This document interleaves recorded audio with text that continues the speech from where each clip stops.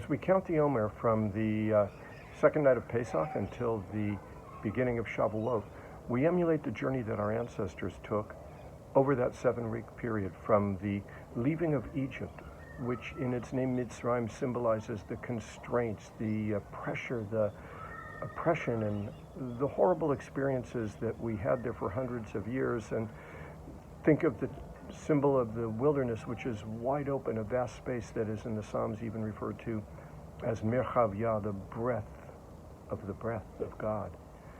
And so you would think it would be an incredible journey, but when we actually reflect on how it's told in the Torah and other sources, we realize it wasn't so simple.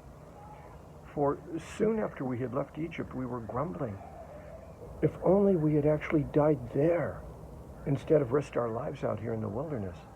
If only we could be back there with cucumbers and leeks and all that beautiful food instead of being out here with the openness of life in front of us and the ability to create and unfold and live anew again. What will we be like as we take our journey, not only counting the days as our ancestors did from Pesach to Shavuot during this period of the Omer, but also watching as we go from something that was before the coronavirus, something that was that world back then, and that we know even in our social isolation and physical distancing right now, that will never be the same, but what will it be? What is that broad openness to the breadth of God going to leave us with? Well, what we need to remember is that, well, of course there's fear, and there's, oh, maybe it was always better then kind of thinking that will go on for our ancestors and for us. There's something else that's possible as well.